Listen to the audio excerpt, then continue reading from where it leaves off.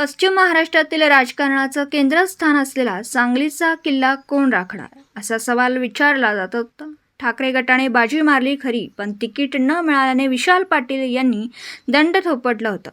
अखेर आता सांगली लोकसभा निवडणुकीत विशाल पाटलांची बंडखोरी कायम असणार आहे.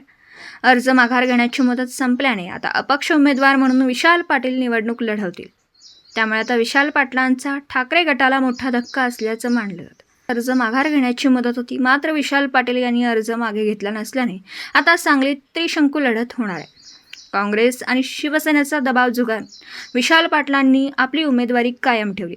त्यामुळे भाजपाचे संजय काका पाटील, शिवसेना ठाकरे गटाचे चंद्रहार पाटील आणि अपक्ष विशाल पाटील निवडणुकीच्या रिंगणात असणार. आतापर्यंत 25 पैकी शेवटच्या दिवशीपर्यंत 6 अपक्ष उमेदवारांनी माघार घेतली आहे. सांगलीतल्या विशाल पाटलांच्या वसंतदादा भवन या संपर्क कार्यालयासमोर कार्यकर्त्यांची गर्दी जमू लागली होती.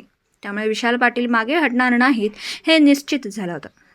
सांगलीचं राजकीय गणित 1952 ते 2019 पर्यंत 2 वेळा झालेल्या पोटनिवडणुकांसह 19 निवडणुका पार पडल्या आहेत. यात काँग्रेसने 16 वेळा विजय साकारला.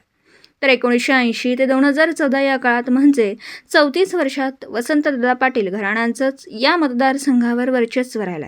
2014च्या मोदी लाटेत भाजपच्या संजय काका पाटील यांनी प्रतीक पाटील यांचा पराभव केला. 2019मध्ये घटक पक्ष असलेल्या स्वाभिमानी शेतकरी संघटनेने ही जागा हस्तगत केली. मात्र विशाल पाटील यांना संजय काका पाटील यांनी धूळ चारत सलग दुसऱ्यांदा सांगलीत कमळ फुलवलं. दरम्यान काँग्रेसच्या राज्यस्तरीय नेत्यांनी विशाल पाटील यांना विधान परिषदेचा प्रस्ताव दिल्याची माहिती समोर आली. मात्र त्यांनी तो प्रस्ताव धुडकावून लावला. त्यानंतर बाळासाहेब थोरातांपासून महाविकास आघाडीच्या अनेक नेत्यांनी विशाल पाटील यांची भेट घेतली होती. मात्र तरी देखील विशाल पाटील यांनी उमेदवारी मागे न घेतल्याने आता महाविकास आघाडीचं टेन्शन वाढलं.